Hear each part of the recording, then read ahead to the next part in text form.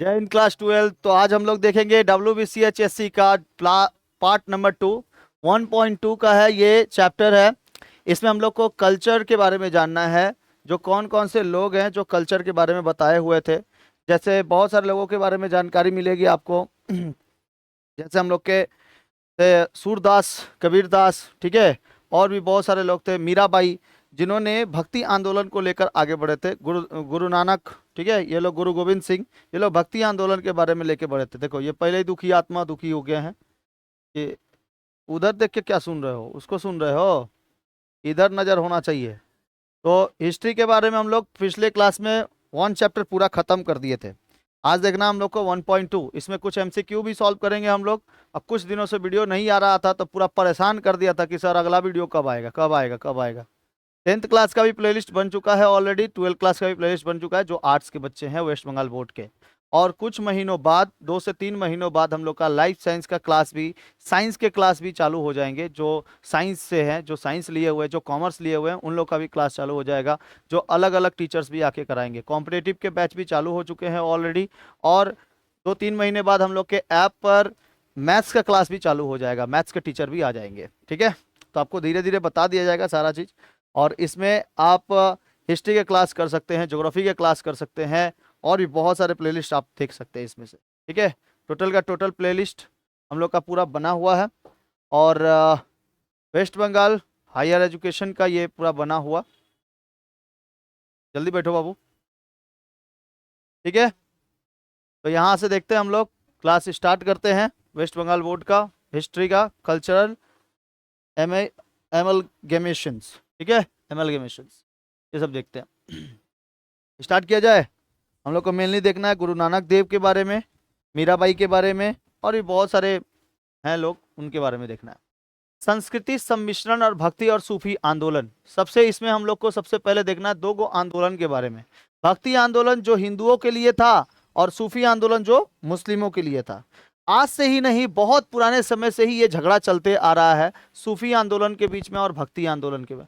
मतलब भक्ति आंदोलन लोग अपने हिसाब से बताते थे, सूफी आंदोलन अपने हिसाब से बताते थे। अब सूफी आंदोलन का मतलब है जो मुसलमानों को लेकर सबसे ज्यादा अवतरित थे, ठीक है। जैसे मोहम्मद पैगंबर साहब, ठीक है, वो लोग सूफी आंदोलन में। और भी बहुत सारे लोग थे जो सूफी आंदोलन को लेकर आगे बढ़े थे, भक्ति आंदोलन को लेकर आगे बढ़े थे। इन लोग का सभी कोई का कहना था कि सब भगवान, चाहे अल्लाह हो, चाहे ईसा मसीह हो, चाहे जीसस हो, चाहे कोई भी हो, सभी के सभी भगवान क्या है, एक है। मरने के पश्चात उन्हीं के पास जाना है। ये सब के सब लोग एक ही तरह से बोलते थे। इसी को हम लोग भक्ति आंदोलन कहते हैं। आंदोलन का मतलब होता है कोई चीजों का क्या चीज, क्रांति का मतलब होता है कोई चीजों का चेंजेस करना। तो ये चेंजेस होते थे। ये जो भी हुए हैं सब मध्यकालीन भारत में हुए हैं। ये 2 प्रमुख आध्यात्मिक और सामाजिक धार्मिक, देखिए ध्यान से, आध्यात्मिक और सामाजिक धार्मिक धाराएं उभरी जिन्होंने समाज में समानता और प्रेम का संदेश फैलाया था। समानता और प्रेम का संदेश सबसे पहले भक्ति मूवमेंट पे हम लोग को दिखाई देता है। यह आंदोलन हिंदू धर्म के भीतर एक सुधारवादी आंदोलन था, जिसमें कर्म कांडों यानी रिचुअल्स के स्थान पर ईश्वर के प्रति व्यक्तिगत प्रेम और भक्ति को जोड़ दिया गया था। ईश्वर के प्रति कितना ज्यादा प्रेम हो सकता है, चाहे वो अल्लाह को पूजिए, चाहे आप विष्णु भगवान को पूजिए, चाहे हनुमान जी को, ठीक है। जिसको भी पूजना है उसमें क्या होना चाहिए, एक प्रेम और भक्ति। अब ये भक्ति का मार्ग एक सन्यासी भरा भी था, और एक पूजा पाठ जो हम लोग दीप जलाकर करते हैं ये भी था। समझ में आ गया, दोनों में ही था भक्ति धारा। तो प्रेम सबसे ज्यादा और भक्ति। उत्पत्ति थी, इसकी शुरुआत कब हुई थी, 7वीं से लेकर 12वीं शताब्दी में। कब हुई थी, 7वीं से लेकर 12वीं शताब्दी के बीच में दक्षिण भारत में हुई थी इसकी शुरुआत। भक्ति आंदोलन की शुरुआत हुई थी दक्षिण भारत में 7वीं से लेकर 12वीं शताब्दी। याद रखना, इससे क्वेश्चन आएंगे अभी, ठीक है। इसका नेतृत्व 2 प्रमुख संतों के समूह से किया था। एक क्या था, नयनार, और एगो अलवर। नयनार और अलवर इसके पहले भी क्लास में बताए थे। नयनार और अलवर के लोग थे। भगवान शिव की भक्त थे कौन, नयनार कहा जाता था। और अलवर जो थे भगवान विष्णु के भक्त थे। तो अभी पहले हम लोग को भक्ति मोमेंट देखना है। तो अभी भगवान विष्णु को और शिव भगवान को कौन पूछते हैं, हिंदू पूछते हैं, सनातनी पूछते हैं, ठीक है। तो देखिए अभी ना सनातनी सनातनी बहुत ज्यादा फेमस हुआ है। पहले हिंदू हिंदू ही कहता था लोग, अभी सनातनी फिर से कहना चालू कर दिया है, ठीक है। तो नयनार जो है ये किसकी पूजा करते थे, भगवान शिव का आराधना करते थे। और अलवर जो थे ये भगवान विष्णु की आराधना करते थे। साथ साथ ये लोग ये भी बताते थे कि विष्णु भगवान के कितने अवतार हुए हैं। इन संतों में तमिल भाषा में भजनों को रचना की जाती है। देखो जैसे यहाँ पर पिग जो होते हैं, सुअर जो होते हैं, यहाँ पे कोनो कोनो मार के काट के खा जाता है, और साउथ साइड में पूजा होता है इसी का। इसीलिए भक्ति मूवमेंट को चलाना बहुत ज्यादा जरूरी था पूरे भारत में, पूरे भारत में नहीं पूरे विश्व में। तो भक्ति मूवमेंट को लेकर आगे फिर बढ़े थे स्वामी विवेकानंद। ठीक है, स्वामी विवेकानंद ने भी बहुत सारे बातें बताए थे, उन्होंने भी भक्ति के बारे में बहुत सारा चीज बताया था, और संतों ने तमिल भाषा में इसका भजनों का प्रसार किया था। 13वीं से लेकर 17वीं शताब्दी के बीच ये उत्तर में फैला हुआ था। 7वीं से लेकर 12वीं शताब्दी में कहाँ फैला था? दक्षिण में। और 13वीं से लेकर 17वीं शताब्दी के बीच में उत्तर में फैला हुआ था। भारत के दो हिस्से हैं ना, भारत के कितने हिस्से? दो, एक उत्तर भारत और एक दक्षिण भारत। लेकिन भारत पूरा का पूरा क्या है? एक ही है। लेकिन उत्तर भारत में भी कब फैला? 13वीं से लेकर 17वीं शताब्दी के बीच में, और 7वीं से लेकर 12वीं शताब्दी के बीच में साउथ साइड में फैला, जब वहां पे लोग बहुत सारे लोग आए। तो ऐसे नाच गान करके भक्ति मूवमेंट को चालू कराया गया था। मीराबाई थी, उसके बाद और कबीर जी थे। ठीक है, कबीर जी ने तो केवल एक ही चीज कहा था कि भाई पूजा जो होगी वो सब भगवान क्या है? एक ही है, सबका मालिक एक। ठीक है, ऐसा कहा जाता था। उसके बाद श्री चैतन्य महाप्रभु थे, जो इस्कन टेम्पल में पूजा करते थे, भक्ति मूवमेंट में खो जाते थे। उन्होंने नाच गा के भजगो रांगो, ठीक है, हरे कृष्ण हरे रामा, ये बहुत ज्यादा पूजा होती थी। आज भी देखना इनका इस्कन टेम्पल वगैरह में बहुत बड़ा मायापुर में बहुत बड़ा इस्कन टेम्पल है। ठीक है, तो वो पूरा का पूरा नदिया जिले में, तो वहां पर भी गए होते कौन? श्री चैतन्य महाप्रभु जी। ठीक है, तो ये लोग ढोलक बजाकर नाच गान करके भगवान को मनाते थे। तो भक्ति मूवमेंट की जो शुरुआत हुई थी वो कहाँ से हुई थी? साउथ साइड से हुई थी, 7 से लेकर 12वीं शताब्दी में। और उत्तर साइड में हुआ था कब? 13वीं शताब्दी से लेकर 17वीं शताब्दी के बीच। ठीक है, आगे देखते हैं मुख्य विशेषताएं क्या है। व्यक्तिगत ईश्वर के प्रति समर्पण, चुने हुए देवता जैसे कृष्ण, राम, शिव के प्रति गहरा भगवात्मक संबंध था इसमें। भगवान के बारे में सबसे ज्यादा लोग किसको पूछते हैं? या तो कृष्ण, या तो शिव, या तो राम। इसी की सबसे ज्यादा चर्चा है। आज भी देख लो, राम की चर्चा बहुत ज्यादा है, समझ में आया? राम की चर्चा बहुत ज्यादा है, शिव की चर्चा बहुत ज्यादा है, विष्णु भगवान की चर्चा बहुत ज्यादा है, हनुमान जी की चर्चा बहुत ज्यादा है। ठीक है, देखो सारे भगवान के, सब भगवान एक ही हैं, बशर्ते हम लोग उनको अलग अलग नाम दिए हैं। ठीक है, ऐसा कहा जाता है। समानता है, जाति, पंथ या लिंग भेदभाव की पूरी तरह से खारिज कर दिया गया। मतलब कोई भी लोग जाति, किसी भी जाति के, किसी भी पंथ के, किसी भी लिंग के, कोई भी लोग इनकी पूजा कर सकते हैं। कृष्ण भगवान के, राम जी के, सभी के। स्थानीय भाषाएं वो हैं, उपदेशों के लिए संस्कृत के बजाय ये लोग स्थानीय भाषाओं पर सबसे ज्यादा प्रयोग किया था। जैसे हम लोग के यहाँ पर बोला जाता है बंगाली, तो बंगाली लोग किसकी पूजा सबसे ज्यादा करते हैं? काली माता की, है ना। इसलिए बंगाली में बांग्ला भाषा बोल बोल के उनको साहित्य, जैसे आप पंडित लोग हैं, पंडित लोग देखना तारकेश्वर चले जाओगे तो वहां पर आपको हिंदू पंडित भी मिलेंगे, बंगाली पंडित भी मिलेंगे, और ज्यादातर बंगाली पंडित मिलेंगे। आप पूजा कराएंगे कौन? वही बंगाली पंडित है। वहां कोनो बिहारी पंडित को नहीं देखोगे। बिहार में बिहारी पंडित, वो लोग अपने हिसाब से सब पढ़ेंगे मंत्र वगैरह, और यहाँ पर सब अपने हिसाब से मंत्र पढ़ता है। ठीक है, मौलवियों में भी ऐसे ही होता है, वो लोग अपने हिसाब से उर्दू, ठीक है, उर्दू पढ़ के उसके बाद ही नमाज वमाज पढ़ते हैं। और उसके बाद जो देखना कभी पानी वानी फूकने की बात आती है कि थोड़ा सा पानी फूक दीजिए तो बच्चा मेरा सही हो जाएगा। ठीक है, तबीयत खराब रहता है तो पानी वानी को नीचे से, नीचे से, जल्दी बैठ बाबू। तो व्यक्तिगत ईश्वर के प्रति समर्पण, ये पूरा का पूरा कृष्ण, राम, शिव प्रति के प्रति गहरा भावनात्मक संबंध था, भगवानात्मक। उसके बाद प्रमुख भक्ति संत लोग कौन कौन से थे? 4 गो का नाम आप लोग को याद रखना है, 1.2 में यही दिया हुआ है। कबीर दास, गुरु नानक, श्री चैतन्य महाप्रभु और मीराबाई। मीराबाई किसकी भक्तन थी? श्री कृष्ण की भक्तन थी। ठीक है, श्री कृष्ण के बारे में उन्होंने बहुत सारा वर्णन किया है, श्री कृष्ण के बारे में।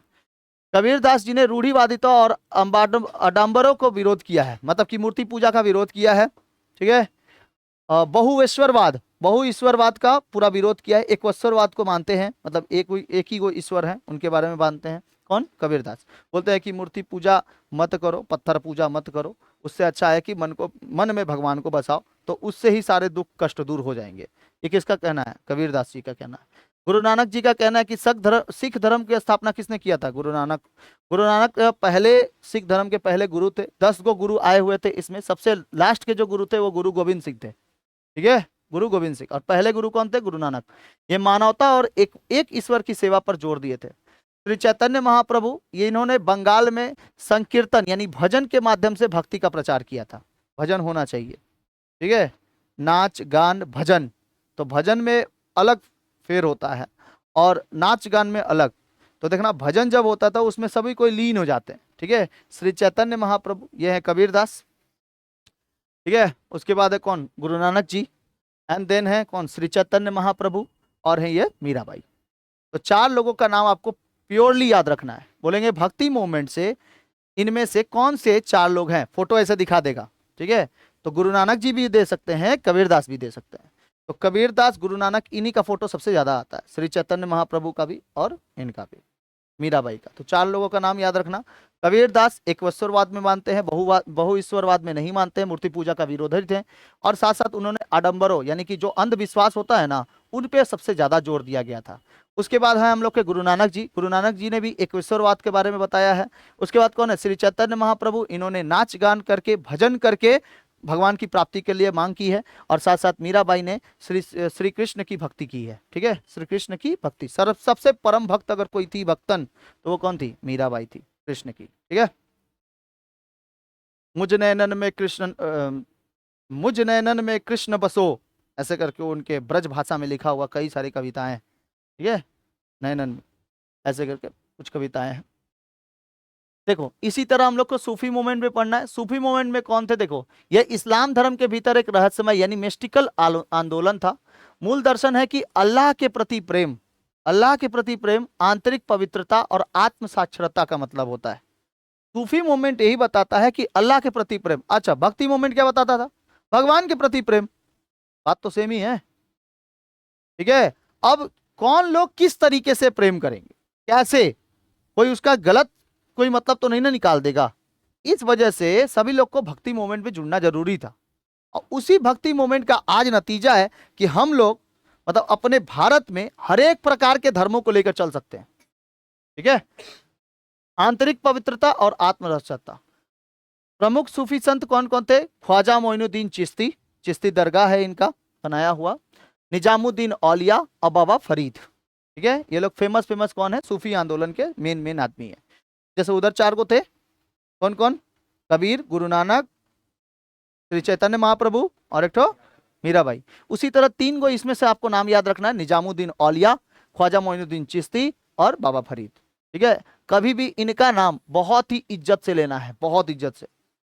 बहुत बड़े ये संत थे, ख्वाजा मोइनुद्दीन चिश्ती, ठीक है, इसके नाम था उनका, ख्वाजा मोइनुद्दीन चिश्ती, निजामुद्दीन औलिया, ठीक है। उसके बाद मोहम्मद पैगंबर साहब, उनसे मतलब सल्लल्लाहु वल्लम ऐसे कुछ बोला जाता है ना, हाँ, वालेकुम सलाम, तो भाई नमस्कार को कहते हैं हम लोग, सलाम भाई, वालेकुम सलाम। ये तो नमस्कार नमस्कार है, वो तो हम लोग नहीं जैसे नमस्ते करते हैं, वो लोग अपना ये करते हैं, ठीक है। तो बहुत बड़ा नाम है उनका, मोहम्मद पैगंबर साहब का। हम तो इसे छोटा में नाम ले ले रहे हैं, मोहम्मद पैगंबर साहब का बहुत बड़ा नाम है, ठीक है। तो वो कहाँ पे आए थे, आपके मक्का मदीना। तो मक्का मदीना में उनकी पूजा होती है बहुत ज़्यादा, सऊदी अरेबिया में, ठीक है। मक्का मदीना वहाँ पर एक है, मक्का एक मदीना है। वहाँ पे पूरा उनका तुर्बत और बहुत बड़ा मस्जिद बनाया गया है, काबा जिसको कहते हैं, ब्लैक कलर का स्टोन से बनाया गया पूरा काबा, और ऊपर के साइड में पूरा का पूरा सोना लगा हुआ है। जैसे अमृतसर के मंदिर में लगा हुआ है, स्वर्ण मंदिर में पूरा का पूरा, उसी तरह वहाँ काबा में लगा हुआ है, पूरा ब्लैक कलर का स्टोन है और पूरा का पूरा सोना से एकदम जड़ दिया गया है, ठीक है। उसमें पूजा होती है।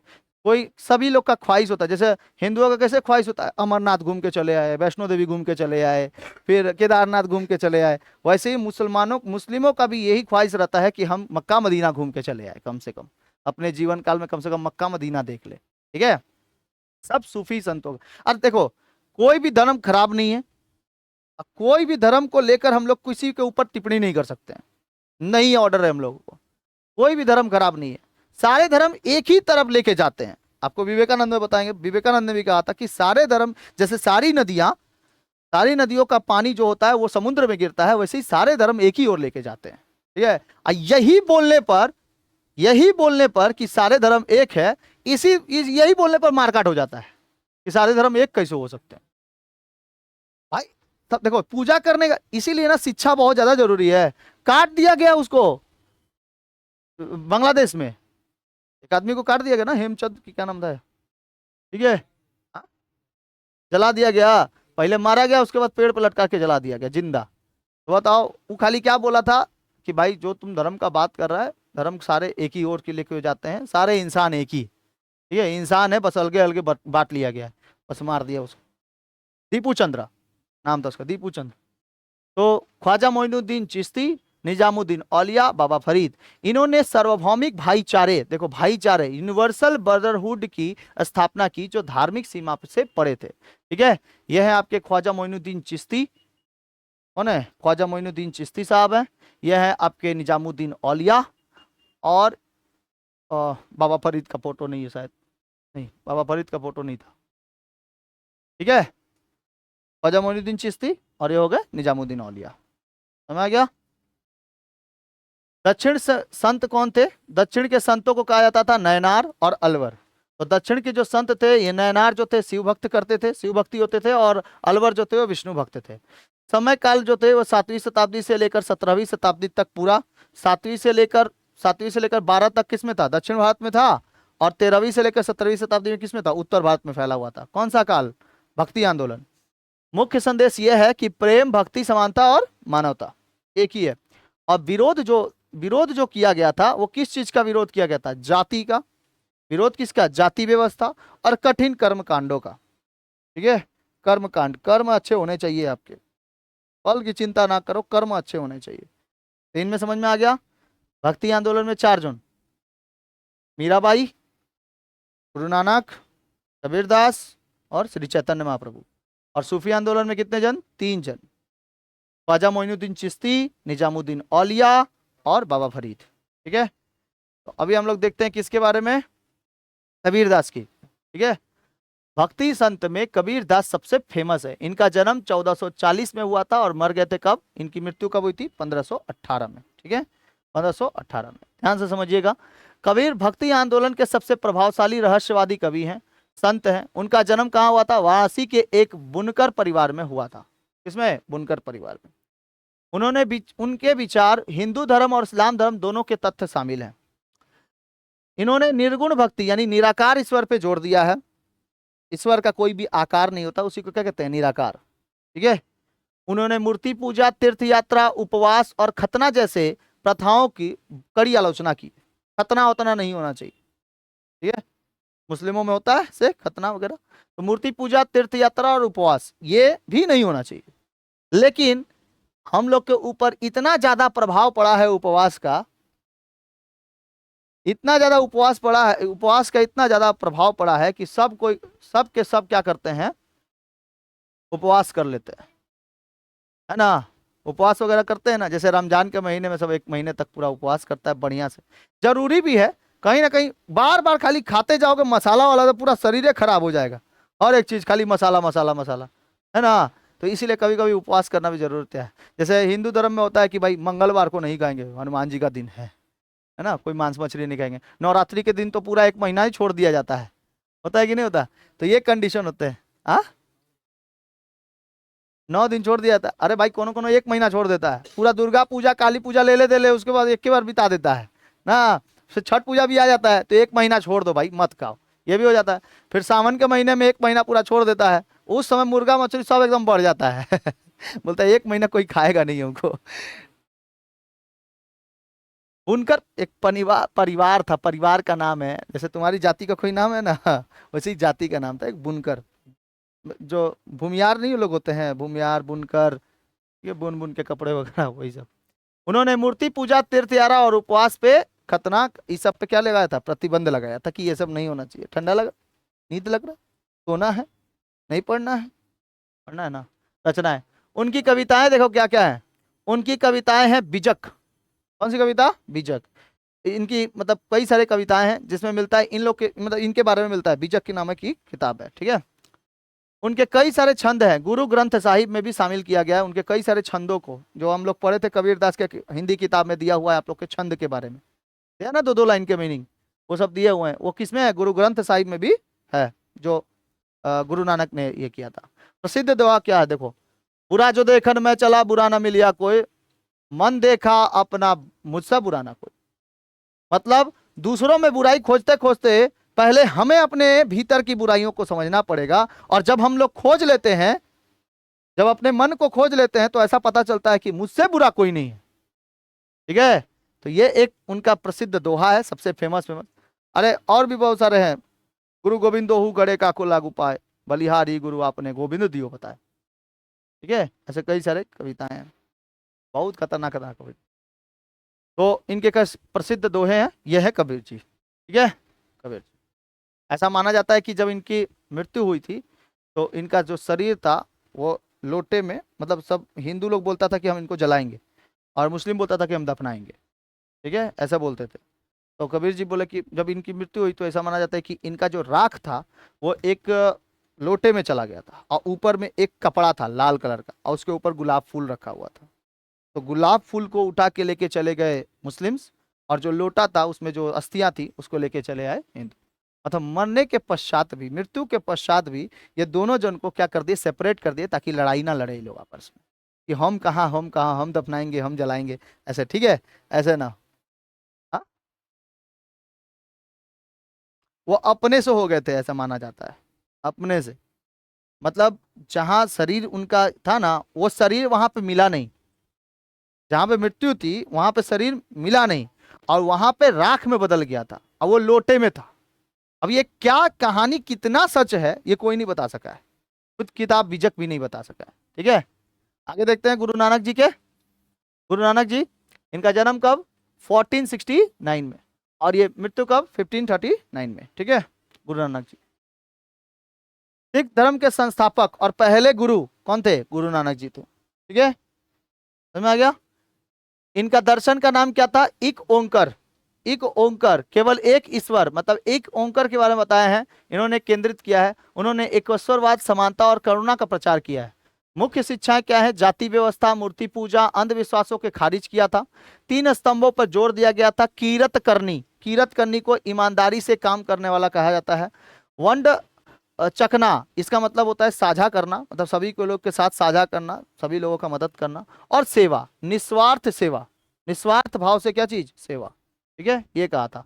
उनके भजनों का संकलन क्या कहलाता है, गुरु ग्रंथ साहिब। जो ही भजन करते थे वो पूरा जैसे कबीरदास जी का बीजक, उसी तरह भजनों का संकल्प, जैसे दोहा किस में रखा गया है, बीजक में रखा गया है, एक पुस्तक, उसी तरह भजनों का जो संकलन है वो गुरु ग्रंथ साहिब में रखा गया है। तो क्वेश्चन पूछेगा, गुरु ग्रंथ साहिब किसकी विरासत है, किसकी, सिख धर्म के गुरु नानक जी का है। ठीक है, जो सिख दर्शन की क्या रखी गई थी, नींव रखी गई थी। आगे बढ़े, आगे देखते हैं श्री चैतन्य महाप्रभु। इनके बारे में, श्री चैतन्य महाप्रभु के बारे में, तो इन्होंने भक्ति किससे की है, भजन करके। ठीक है, भजन करके भक्ति की है। इन्होंने क्या बताया देखो, पूर्वी भारत में विशेषकर बंगाल में भक्ति आंदोलन के प्रमुख संत कौन थे, श्री चैतन्य महाप्रभु थे। इनका जन्म नदिया पश्चिम बंगाल में हुआ था, जो नदिया है अभी मायापुर नदिया, उसी में। भक्ति मार्ग उन्हें भगवान कृष्ण का अवतार माना जाता है। उन्होंने राधा कृष्ण की पूजा और संकीर्तन, सामूहिक भक्ति गायन को लोकप्रिय बनाया था। मतलब कि गायन करके, संकीर्तन करके, कीर्तन और भजन करके हम लोग भगवान की प्राप्ति कर सकते हैं। ये मतलब किसके, श्री कृष्ण भगवान के अवतार माने जाते हैं। कौन, श्री चैतन्य महाप्रभु। ठीक है, श्री कृष्ण भगवान के। वैसे ही आप अगर मायापुर जाते हो तो एक अलग ही वाइब आता है, ऐसा लगता है ना सब चीज जगह पे, हर जगह पे पॉजिटिव एनर्जी है, हर जगह, है ना, ऐसा लगता है कि नहीं लगता, पूरा शांति शांति लगता है अगर मायापुर जाते हो तो। क्या पता गए हो कि नहीं तुम लोग। तो वहां पर एक लोकप्रियता है, वहां पे ऐसा लगता है कि जाते ही भजन में लग जाने का मन करता है। और भजन होता है 12 से लेकर 2 बजे के बीच में, खतरनाक भजन होता है, शाम के समय भी होता है, आरती होती है। ठीक है, श्री कृष्ण भगवान का और इनका। और उससे भी पॉजिटिव वाइब लेना है तो सबसे ज्यादा अगर कहीं पर, तो वहाँ पूरी। ठीक है, पूरी जगन्नाथ मंदिर, बहुत ही खतरनाक मंदिर, उसमें जाओगे तो मतलब सारे दुख कष्ट हट जाएंगे। और वहां पे भी पूजा होता है ऐसे ही भजन करके। ठीक है, भजन वगैरह में बहुत ज्यादा होता है। तो मुख्य योगदान क्या था, उन्होंने शुष्क भौतिकता के बजाय संगीत और नृत्य के माध्यम से भक्ति को अभिव्यक्त किया था। मतलब कि उन्होंने बोला था कि शुष्क बौद्धिकता नहीं, शुष्क मतलब ये हमसे ये ओम ऐसे करके पूजा नहीं होगा, हम लोग हरे राम हरे कृष्ण करेंगे। ठीक है, सभी कोई मिल के पूजा करने लगे, सभी कोई गाने लगे जब, तो वहीं से चालू हो गया। यू कैन से भजगोरांगो, भजगोरांगो जैसे ही करता है बस, चालू हो जाता है। अच्छा, इसी भक्ति में सभी कोई लीन है, चाहे वो रशिया से हो, चाहे अमेरिका से हो, चाहे इंग्लैंड से हो, कहीं से भी लोग आके यहीं पे भक्ति कर लेते हैं। चाहे वृंदावन देख लीजिए, ठीक है। एक बार पूछा गया था बाबा से, हम लोग के प्रेमानंद जी महाराज हैं, उनसे पूछा गया था कि आप ही है कल की अवतार ना? बोला अभी कहाँ रूप देखे हो, अभी तो रूप बाकी है, ये तो कुछ भी नहीं है, अभी अस्तित्व बाकी है, रूप बाकी है, समय बाकी है। समय आने पर आपको सही सही सारे ज्ञात हो जाएंगे। हम कौन है अभी जान ही नहीं पाओगे तुम लोग, ठीक है। अभी बहुत तुच्छ मानो हो तुम लोग, ऐसे बोले वो, अभी बहुत तुच्छ हो, अभी मेरे बारे में जानने के लिए आपको और भी जन्म लेने पड़ेंगे, ठीक है। अभी कुछ भी नहीं है, ट्रेलर है बबुआ। और ट्रेलर में देखो कितना खतरनाक तरीके से बताते हैं, ऐसा लगता है कि नहीं भगवान आके बोल रहे हैं, और उनका दर्शन कर लिया मतलब भगवान के दर्शन कर लिए। क्या होता है? प्रेमानंद जी महाराज सब कोई मानता है उनको, सब कोई, चाहे किसी भी धर्म का। हाँ, आध्यात्मिक ज्ञान है, और आध्यात्मिक ज्ञान किताब के ज्ञान से अलग है, ठीक है। इनका भक्ति भक्ति मार्ग था, गौड़ीय वैष्णववाद यानी कि परंपरा की नींव रखी गई थी। आज इनका इस्कॉन टेम्पल सबसे संगठित और उनके शिक्षाओं की प्रेरणा देता है, इस्कॉन टेम्पल्स, ठीक है। और क्या चीज देखो, और कौन है? मीराबाई। मीराबाई का जन्म कब हुआ था? 1498 में, और उनकी मृत्यु 1547 में। मीराबाई, यही है मीराबाई। कृष्ण की क्या थी? भक्तन थी, कृष्ण की भक्तन, बहुत बड़ी भक्तन थी। राजस्थान के मेवाड़ जिले में एक शाही राजपूत परिवार में जन्मी, वे भगवान कृष्ण की अनन्य भक्तन थी। उन्होंने अपने आध्यात्मिक मार्ग के लिए सामाजिक मानदंड और पारिवारिक विरोध का निडर होकर सामना किया था। उनके भजन राजस्थानी और ब्रज भाषा में रचित हैं, जो कृष्ण के प्रति उनके गहरे प्रेम और समर्पण को दर्शाते हैं। जैसे प्रसिद्ध पंक्ति है इनकी, मेरे तो गिरधर गोपाल दूसरो ना कोई, ठीक है। ये एक ब्रज भाषा है, राजस्थानी भाषा। मेरे तो गिरधर गोपाल दूसरो ना कोई, मेरे कौन है? गिरधर गोपाल है और दूसरा कोई नहीं। यह उनकी अनन्य भक्ति का प्रतीक है, यह उनके प्रसिद्ध पंक्ति है, ठीक है। मीरा के गिरधर नागर, ऐसे गाना को सुने हो? हाँ, मीरा के प्रभु गिरधर नागर। तो मीरा के प्रभु गिरधर, गिरधर मतलब जो गिरी को धारण करने वाला होता है, ठीक है। अपने छोटी सी उंगली में एक बड़े से पर्वत को उठा लिए थे, तो उसीलिए कृष्ण भगवान को गिरधर भी कहा जाता है, ठीक है। तो विरासत उनकी कविताएं जाति और लिंग के बाधाओं पर तोड़कर आध्यात्मिक स्वतंत्रता का संदेश देती है, आध्यात्मिक स्वतंत्रता, ठीक है। पूरा का पूरा ये आपका मीराबाई के बारे में था। मीराबाई किसकी भक्तन थी? श्री कृष्ण की भक्तन थी। कबीरदास क्या किसी के भक्त या फिर बोलते थे ऐसे? वो आडंबरों से बोलते थे कि आध्यात्मिक से बोलते, आध्यात्मिक मार्ग में चलिए लेकिन आडंबरों से बच के रहिए, मूर्ति पूजा मत करिए, ठीक है। मूर्ति पूजा का विरोधी थे वो कबीरदास, ठीक है। उसके बाद अरे उत्तर भारत में अगर कोई था फेमस करने वाला भक्ति आंदोलन को, तो यही लोग ना थे उत्तर भारत में। जैसे गुरु नानक देव हो गए, मीराबाई हो गई, ठीक है। अच्छा, पूरब साइड में कौन हो गए? स्पेशली बंगाल में श्री चैतन्य महाप्रभु हो गए, ठीक है। तो बंगाल होगा साइड में। तो देखो, गुरु नानक ने उत्तर भारत में पंजाब साइड में पंजाबी इनकी मुख्य भाषा थी। ये ईश्वर लंगर और सेवा करते थे। लंगर समझते हो? पंजाबी लोग देखना आज भी लंगर लगाता है, मतलब कोई भी भूखा भूखा ना सोएगा, उनको फ्री में खाना खिलाया जाएगा। और आज भी अमृतसर में फ्री में खाना खिलाया जाता है। हजारों, मतलब हजारों लोग उधर पे एक बार में खाना खाते हैं, हजारों लोग, लंगर चलाया जाता है, ठीक है, इन लोगों का चलता है। अच्छा, श्री चैतन्य महाप्रभु जो पूर्वी बंगाल के थे, ये बंगाली, और संकीर्तन और गौड़ीय वैष्णव धर्म के ये थे, वैष्णववाद मानते थे श्री चैतन्य। मीराबाई जो थी ये उत्तर पश्चिम में राजस्थान में राजस्थानी ब्रज भाषा और कृष्ण प्रेम और व्यक्तिगत समर्पण के लिए जानी जाती थी, ठीक है। आगे देखते हैं।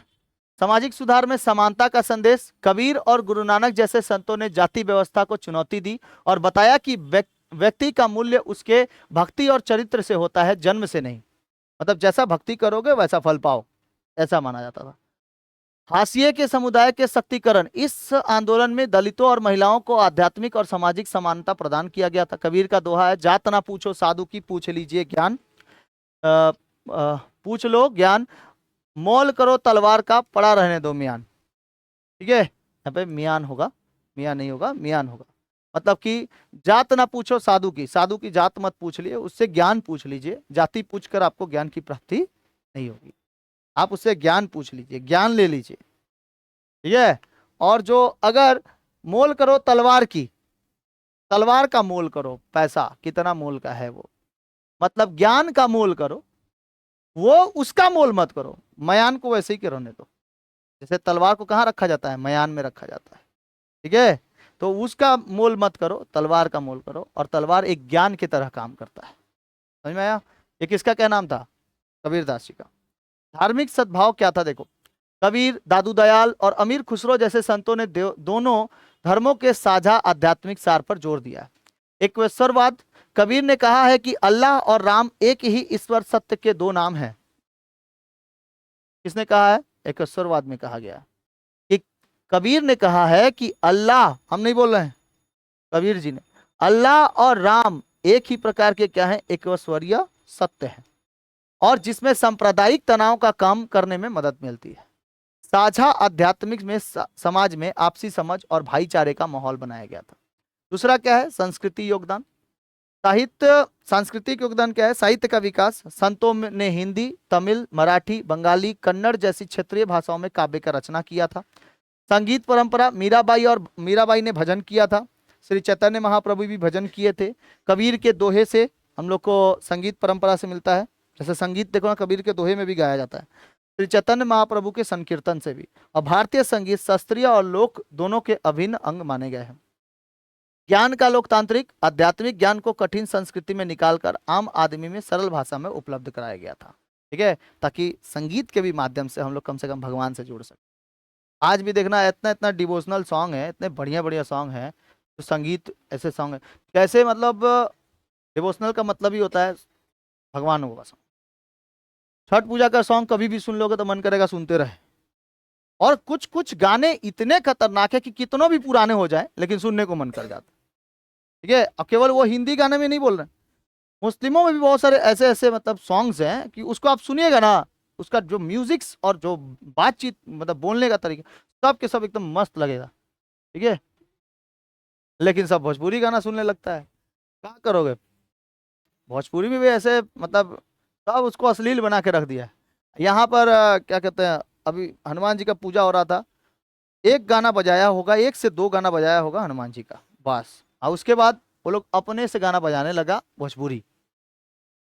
ठीक है, अलग अलग गाना, मतलब का ही बताए, मतलब परेशान हो जाते हैं भगवान भी कि का हमको हमरा गाना सुनाता है, दूसरा कुछ सुना। ठीक है, सब बजाने लगता है एकदम पवन सिंह का गाना। हाँ हाँ, वो भी अपना एकदम बढ़िया तरीके से, एकदम बोर हो गए यार। ठीक है, नया गाना सुनाओ, क्या आया है मार्केट में नया। ऐसा लेकिन नहीं करना चाहिए ना। हम्म?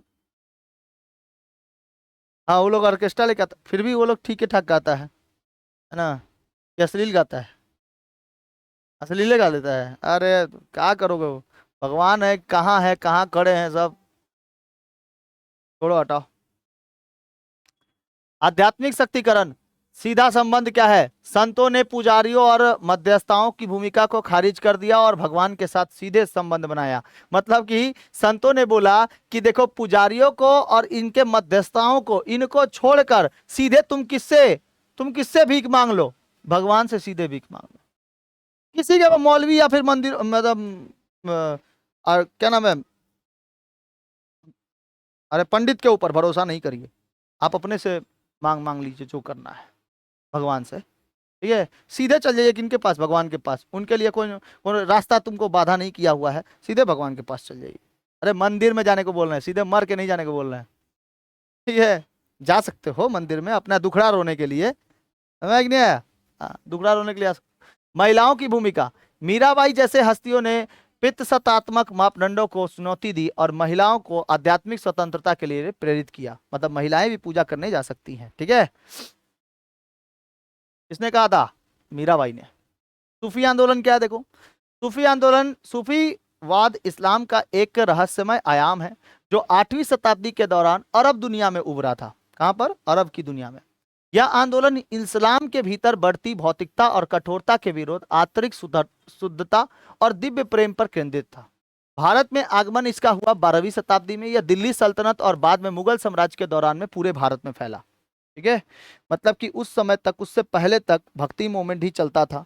12वीं शताब्दी के पहले तक यहाँ पर हिंदुओं का सबसे ज्यादा राज था। ठीक है, 12वीं शताब्दी के बाद दिल्ली सल्तनत, जब दिल्ली सल्तनत आया, अब दिल्ली सल्तनत कब आया, तो भारत में दिल्ली सल्तनत की शुरुआत हुई थी पूरे की पूरी जब गुलाम वंश चला था 1206 के लगभग में। कब? 1206, दिल्ली सल्तनत के समय। और मुगल साम्राज्य की जो स्थापना हुई थी वो 1526 में चला था। 1526 से लेकर 1857 की क्रांति तक पूरा का पूरा क्या था? मुगल साम्राज्य था। तो सोचो 1200 से लेकर 1800 कितने सौ साल हो गए? 1200 से लेकर 1800 कितने सौ साल हो गए? हाँ, 300 साल। 12 6 18 600 साल ना। 600 साल तक पूरा का पूरा क्या था? दिल्ली सल्तनत और मुगल साम्राज्य बन के था। इसीलिए यहाँ पर मुस्लिमों का सबसे ज्यादा क्या है? संगठन बना। ठीक है, और उन लोगों ने भी अरब कंट्री को छोड़कर अपने अपने स्थान के हिसाब से वो लोग क्या कर दिए? चल दिए भारत की ओर। ठीक है, अब भारत में आकर भी सूफी आंदोलन की शुरुआत हुई। प्रेम और भक्ति, इसमें भी वही कहा गया है, प्रेम और भक्ति, जैसे भक्ति मूवमेंट में था। जीवन का अंतिम लक्ष्य क्या है? भक्ति के माध्यम से ईश्वर के साथ एक होना। सूफी संत जैसे रूमी, हाफिज और अमीर खुसरो ने अहंकार को त्याग कर विनम्रता और निस्वार्थ सेवा का संदेश दिया था, ये कहा था। बाबा फरीद, फरीउद्दीन गंज शंकर, ठीक है, गंज शकर, उन्होंने पंजाब में सूफीवाद को शिक्षाओं के लिए प्रसार किया था। अपनी तपस्या और आध्यात्मिक कविताओं के लिए प्रसिद्ध है कौन? बाबा फरीद। निजामुद्दीन औलिया, इन्हें दिल्ली के संत के रूप में जाना जाता है। इन्होंने ईश्वर के प्रति प्रेम, जरूरतमंदों की सेवा और करुणा पर जोर दिया गया था। ठीक है, निजामुद्दीन औलिया। दिल्ली अभी दूर है, किसने कहा था? निजामुद्दीन औलिया ने। दिल्ली अभी दूर है, किसने कहा था? निजामुद्दीन औलिया ने। ठीक है, अमीर खुसरो जो थे ये प्रसिद्ध सूफी कवि, साहित्य, संगीतकार और विद्वान थे। इन्होंने भारत, इनको क्या कहता है? भारत का तोता कहा जाता है। इनको, अमीर खुसरो को भारत के तोता के रूप में सम्मानित किया जाता है। इन्होंने फारसी, अरबी, शुरुआती हिंदवी के मिश्रण में किया था। इन्होंने कव्वाली भी की नींव रखी थी। कव्वाली, कव्वाली गाया जाता है ना, क्या कहा जाता है उसको? और क्या कहा जाता है? यही सीखो ना भाई, कव्वाली कहा जाता है। अरे एगो गाना है साईं बाबा का, नहीं एगो गाना है, नहीं नहीं, कव्वाली टाइप का। ऋषि कपूर गाता है मतलब उसमें फिल्म में है, अमर अकबर एंथनी में। हाँ हाँ, शिरडी वाले साईं बाबा, इसको कव्वाली टाइप के गाते हैं सब लोग।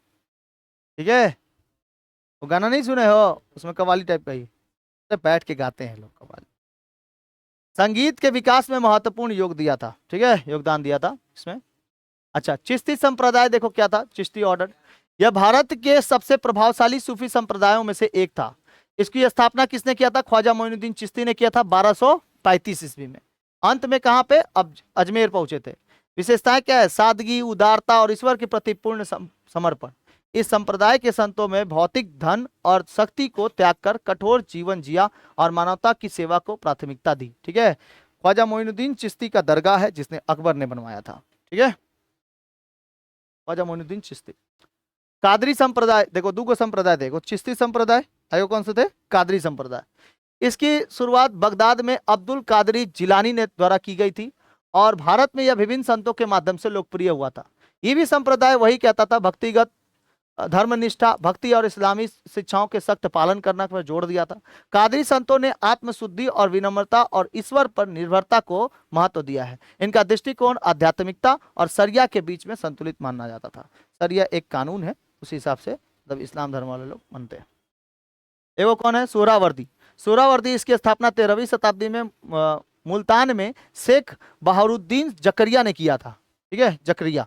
तो चिश्ती संप्रदाय के विपरीत सोहरावादी संत इस्लाम कानून के अधिक करीब थे और अक्सर प्रशासनिक व राजनीतिक मामलों में शामिल रहते थे। ये लोग ज्यादातर किस में रहते थे? सामाजिक मामलों में, और किसमें? राजनीतिक मामलों में सबसे ज्यादा शामिल रहते थे। इन्होंने भारत में इस्लामी विद्वता, न्यायशास्त्र और बौद्धिक गतिविधियों को प्रोत्साहन किया था।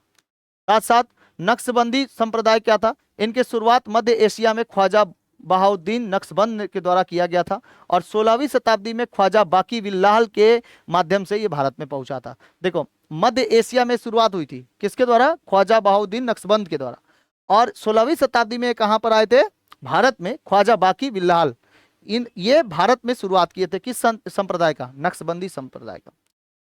यह सिलसिला अपने मौन धर्म, मौन ध्यान यानी जिक्र ए कफी, मौन ध्यान, मौन मतलब जैसे कभी कभी देखना सब कोई क्या हो जाता है, चुप हो जाते हैं, है ना? चुप का ऐसे नहीं बोलता है कि मौन ध्यान करिए। हाँ, मौन व्रत, हम लोग हिंदू में मौन व्रत, ये लोग क्या मौन ध्यान, वही हिंदुओं में भी वही होता है मौन व्रत। मतलब सब कोई मौन व्रत होकर उसके बाद पूजा करिए, एकदम मौन हो जाइए, चुपचाप से रहिए। कोई अगर माचिस मांग चल दी दे पूजा करना है, ठीक है। तो अभ्यास के लिए जाना जाता है।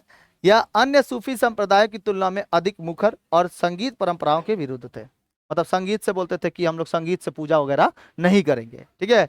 देख रहे हो इंसान एक ठो, अब पूजा करने का तरीका देखो कितना सारा बताया जा रहा है। भगवान को पाने का तरीका, एक जन बोल रहा है कि ढोल बजा के पूजा करिए, एक जन बोल रहा है एकदम मौन होके पूजा करिए। किसकी बात माने? ठीक है, यहाँ पे एक पीके की बात याद आती है।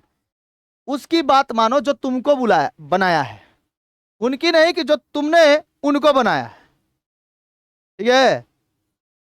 और आजकल हम लोग किसकी बात मान रहे हैं? जो हम लोग भगवान को बनाए हैं, ठीक है। भगवान हम लोग को नहीं, हम लोग भगवान को बनाए हैं। अरे अपने इन हाथों के द्वारा बनाया गया है भगवान, समझ में आया?